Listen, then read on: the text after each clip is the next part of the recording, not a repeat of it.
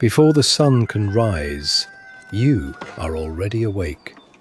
Because in 1418 England, there is no light to wake you, only darkness pressing against your eyes like a heavy curtain that refuses to lift. The air inside the cottage is cold enough to sting your lungs. Smoke from last night's dying fire lingers thick beneath the rafters.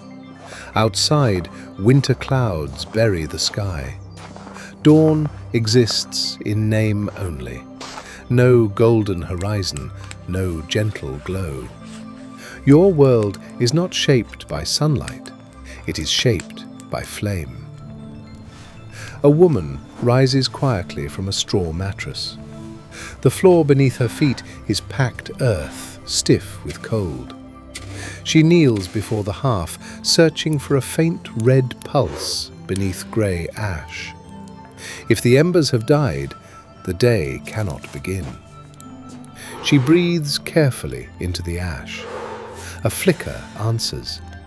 A thin curl of smoke rises. Then a fragile flame is born. In 1418, under the rule of Henry V, most of England lives like this, one spark away from darkness.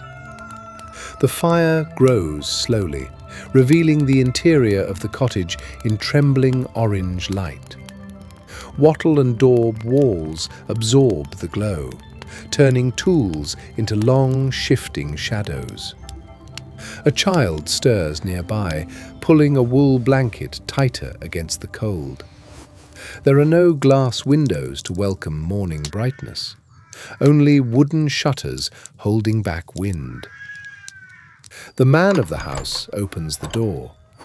Cold mist slips inside like a silent guest. Outside, the village is barely visible. Shapes move through fog like ghosts. Lanterns appear one by one, glowing faintly along the narrow lane. Each flame marks a household fighting the same battle against shadow. The church tower stands dark against the grey sky, silent, watching. Sound replaces sight. A distant cow shifts in its stall. A wooden cart creaks. The scent of damp earth mixes with wood smoke drifting between cottages. Inside, oats are poured into an iron pot suspended above the fire. Steam rises slowly, vanishing into blackened rafters. Food tastes faintly of smoke. Everything does. Children sit closest to the hearth. This circle of fire is their entire world of visibility. Beyond the glow, the room dissolves into uncertainty. In nearby towns, narrow streets remain dim, even at midday. Shopkeepers light candles before opening shutters. Wax is costly, yet darkness is more costly still. Cloth merchants place their fabrics near doorways to catch the weakest light. Stone buildings swallow brightness, holding on to shadow.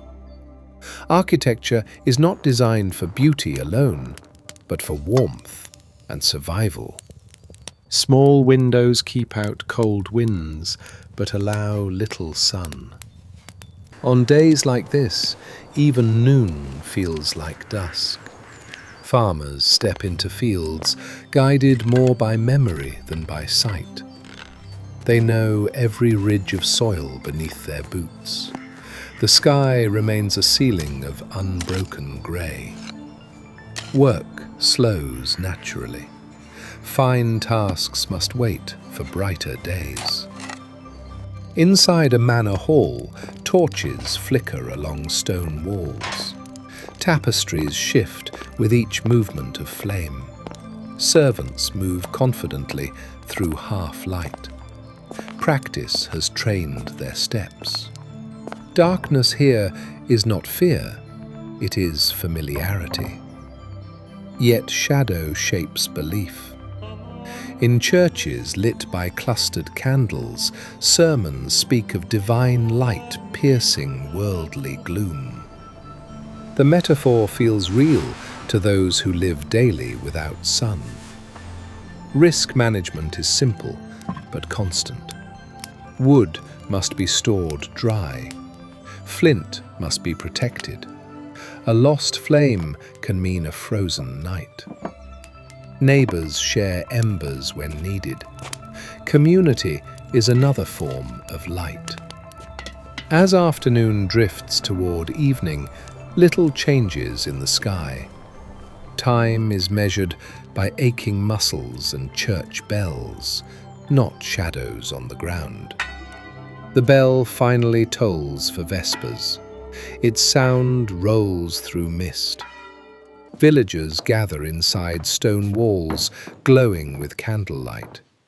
Human presence brightens the room more than flame alone. Faces emerge from darkness. Eyes reflect fire.